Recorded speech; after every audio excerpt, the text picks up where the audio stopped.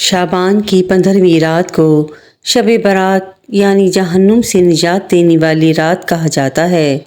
اس کے علاوہ اس رات کو برکت والی رات، گزشتہ زندگی کے نامہ اعمال کی پیشی کی رات، رحمت خداوندی کی رات، عطائے رب ذوالجلال والاکرام کی رات، گناہوں کو مٹانے والی رات، قبولیت دعا کی رات، زندگی بخشنے والی رات، شفاعت کی رات، تعظیم کی رات، قدر و منزلت والی رات، آسمانی دنیا سے خاکدان گیتی پر نزول رحمت الہی کی رات اور فرشتوں کی رات بھی کہا جاتا ہے۔ حجت الاسلام امام محمد بن محمد غزالی مکاشفۃ القلوب میں فرماتے ہیں کہ جس طرح اہل ایمان کے لیے عید الفطر اور عید الاضحیٰ کی چاند رات مسرت و شادمانی کا باعث ہوتی ہے، اسی طرح فرشتوں کے لیے بھی 2 راتیں عید کی رات کہلاتی ہیں، اور وہ 2 راتیں شب برات اور لیلۃ القدر کی راتیں ہوتی ہیں۔ سبحان اللہ! شعبان کی 15ویں شب کو رحمت الہی کا منظر کچھ یوں ہوتا ہے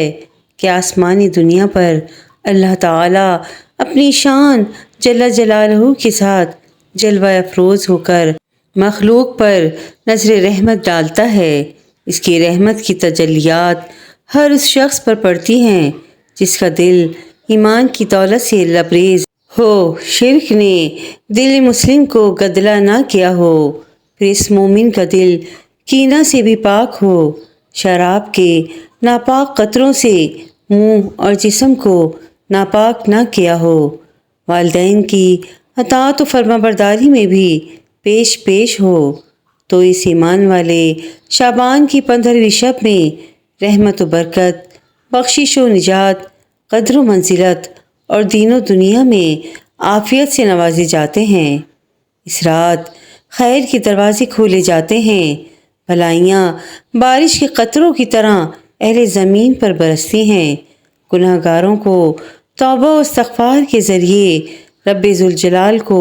منانے کا موقع ملتا ہے، عبادت گزار شب زندہ دار کو ریاضت و مجاہدات کے اجر سے نوازا جاتا ہے، لیکن چند بد نصیب لوگ اس عظمت والی رات میں کچھ بد نصیب لوگ بھی ہیں جو نظر رحمت سے اس وقت تک محروم رہتے ہیں جب تک وہ اپنے آپ کو گناہوں کے اثرات سے پاک نہیں کر لیتے۔ یہ وہ لوگ ہیں جن کے دل ایمان سے خالی ہوتے ہیں،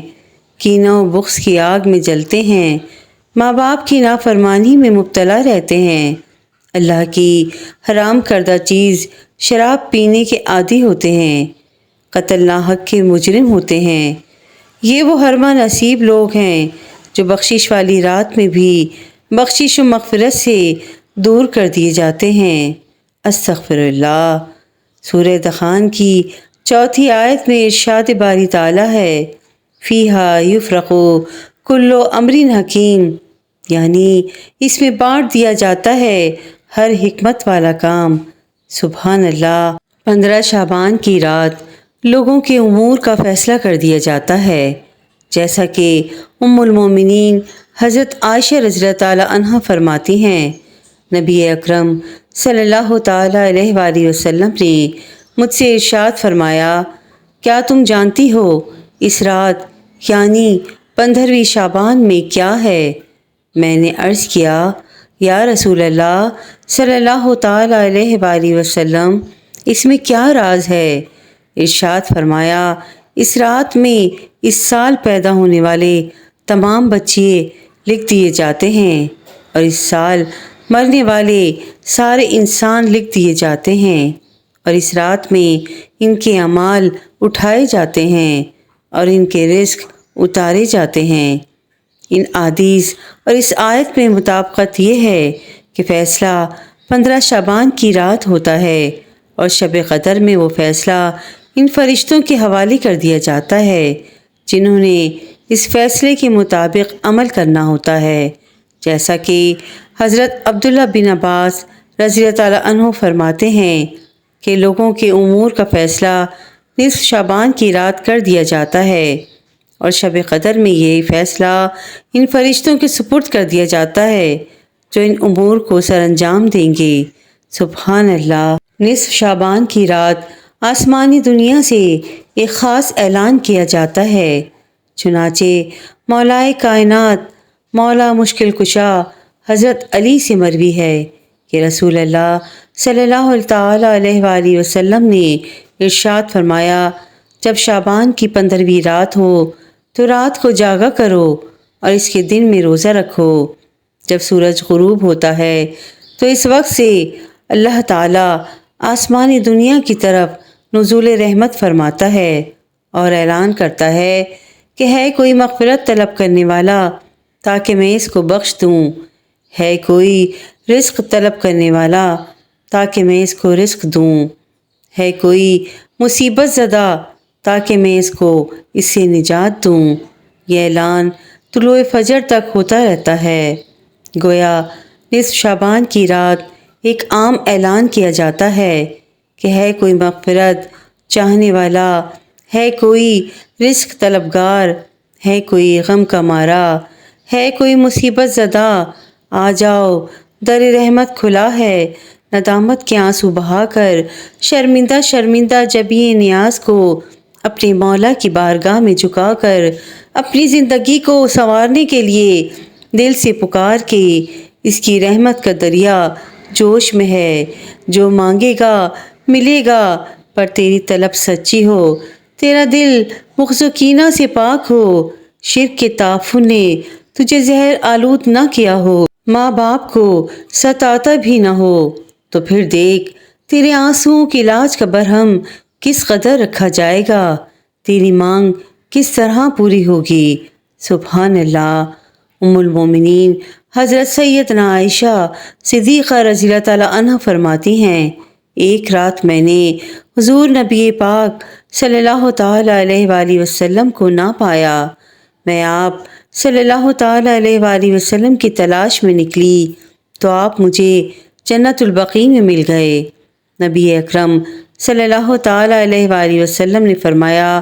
بے شک اللہ تعالیٰ شعبان کی 15ویں رات آسمان دنیا پر تجلی فرماتا ہے، بس قبیلہ بنی کلب کی بکریوں کے بالوں سے بھی زیادہ لوگوں کو بخش دیا جاتا ہے۔ ایک روایت میں حضور صلی اللہ تعالیٰ علیہ وآلہ وسلم نے سجدے کی حالت میں ان الفاظ سے دعا فرمائی، یعنی اے میرے رب، اے اللہ عز و جل، میں تیرے عذاب سے، تیری معافی، تیری ناراضگی سے، تیری رضا اور تجھ سے تیری پناہ طلب کرتا ہوں۔ تیری تعریف بلند ہے، میں تیری تعریف کا حق ادا نہیں کر سکتا، تیری حقیقی شان وہی ہے جو تو نے خود بیان فرمائی ہے۔ سبحان اللہ۔ شعبان المعظم کی 15ویں شب اور مغرب کے بعد، مغرب کے فرض و سنت وغیرہ کے بعد 6 رکعت نفل 2 رکعت کر کے ادا کیے جائیں۔ پہلی 2 رکعتوں سے پہلے یہ نیت کیجیے، یا اللہ عز و جل 2 رکعتوں کی برکت سے مجھے درازی عمر بالخیر عطا فرما۔ دوسری 2 رکعتوں میں یہ نیت فرمائیے، یا اللہ عز و جل ان 2 رکعتوں کی برکت سے بلاؤں سے میری حفاظت فرما۔ تیسری 2 رکعتوں کے لیے یہ نیت کیجیے، یا اللہ عز و جل ان 2 رکعتوں کی برکت سے مجھے اپنے سوا کسی کا محتاج نہ کر۔ ان 6 رکعتوں میں سورہ فاتحہ کے بعد جو چاہیں وہ صورتیں پڑھ سکتے ہیں، چاہیں تو ہر رکعت میں سورہ فاتحہ کے بعد